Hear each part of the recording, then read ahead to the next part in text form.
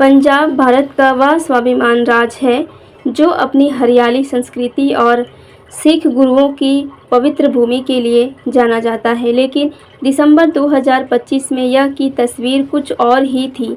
आसमान से बरसता पानी और उफनती नदियों पूरे पंजाब को ले लेने को तैयार थी। गांव के गांव डूब, एक फसलें तबाह हो गई और लोग अपनी जान बचाने के लिए इधर उधर भाग रहे थे। जानवर, मवेशी और यहाँ तक कि घरों की नींव तक पानी की भेड़ में छा रही थी। लेकिन इस तबाही के बीच एक ऐसी घटना घटी जिसने न केवल पंजाब के लोगों को बल्कि पूरे देश को हिलाकर रख दिया। यह घटना है एक छोटे से गांव की, जहां स्वयं देवों के देव महादेव अपने भक्तों को बचाने उतरे और जो चमत्कार हुआ उसने सभी के रोंगटे खड़े कर दिए। भक्तों, आज का आधा अधूरा ज्ञान सुनना या बीच में छोड़ देना दुख का और पाप का कारण बनता है, इसलिए इस घटना को अंत तक अवश्य देखें। अगर आप भी महादेव के सच्चे भक्त हैं तो इस वीडियो को लाइक करके चैनल को सब्सक्राइब जरूर से करें और कमेंट में हर हर महादेव जरूर लिखें। तो चलिए बिना किसी विलंब के शुरू करते हैं। पंजाब के जालधारा जिले में एक छोटा सा गांव था जिसका नाम था काशीपुर।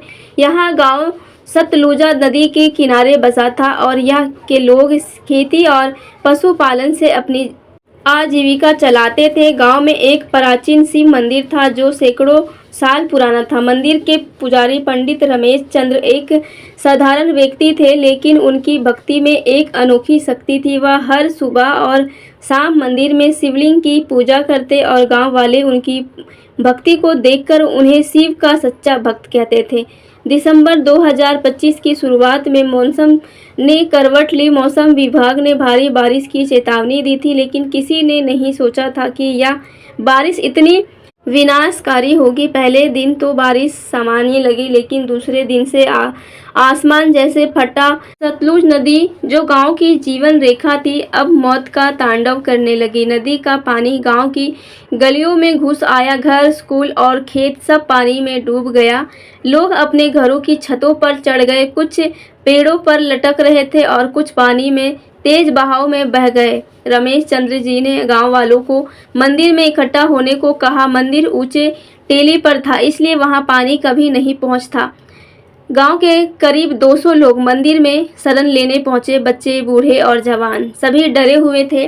बाहर पानी का स्तर बढ़ता जा रहा था और आसमान में बादल अभी भी गरज रहे थे। रमेश चंद्र ने सभी को हिम्मत दी और कहा, डरो मत, महादेव हमारे रक्षा करेंगे। रमेश चंद्र की भक्ति की कहानियाँ गांव में मशहूर थी।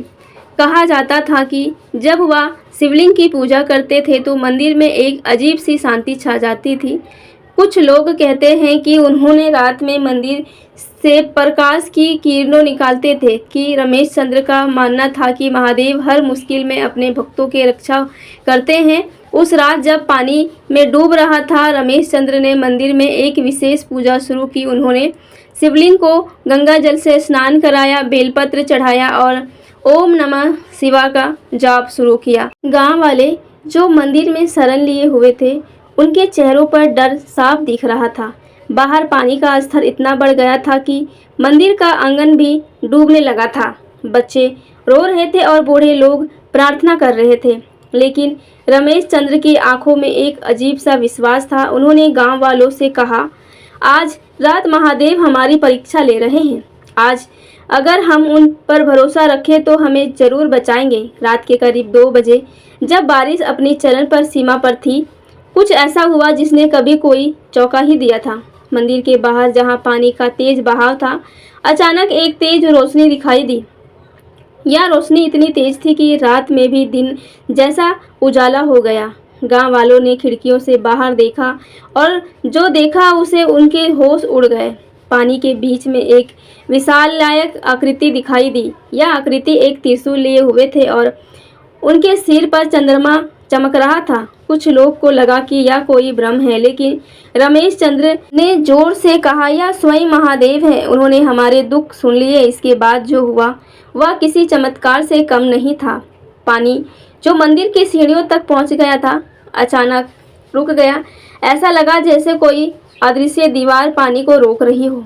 गांव वालों ने देखा कि पानी मंदिर की ओर बढ़ने की बजाय दूसरी दिशा में बहने लगा। यह असंभव था क्योंकि मंदिर के नीचे की ओर था और पानी का बहाव हमेशा नीचे की ओर ही होता है। लेकिन उस रात प्रकृति के नियम टूटते नजर आए। हम रमेश चंद्र ने मंदिर के दरवाजे खोली और बाहर निकल आए। गांव वाले डर रहे थे लेकिन उनकी आंखों में भी एक उम्मीद जग रही थी। बाहर पानी के बीच में वह विशाल आकृति अब और साफ दिख रही थी। यह कोई और नहीं, स्वयं भगवान शिव थे। उनके त्रिशूल से एक नीली रोशनी निकल रही थी जो पानी को ही दो हिस्से में बांट रही थी। ऐसा लग रहा था जैसे मूसा ने समुद्र को दो हिस्सों में बांटता रहा था। रमेश चंद्र ने हाथ जोड़कर प्रणाम किया और कहा, हे महादेव, आपने हमने अपने भक्तों की पुकार सुन ली, हमें इस संकट से बचाइए। तभी एक गहरी आवाज़ गूंजी जो इतनी शक्तिशाली थी कि सभी के शरीर में कंपन होने लगा। आवाज़ ने कहा, मेरे भक्त, तुम्हारी भक्ति ने मुझे यहाँ खींच लाया है, डरो मत, तुम्हारी रक्षा होगी। इसके बाद आकृति ने त्रिशूल को जमीन पर ठोका। जैसे ही त्रिशूल जमीन की टकराया, एक तेज धमाका हुआ और पानी का बहाव पूरी तरह से बदल गया। सतलुज नदी जो गांव को डुबो रही थी अब गांव से दूर बहने लगी। गांव के चारों तरफ और अदृश्य सुरक्षा बचाव बन गया जिसने पानी को बाहर रखा।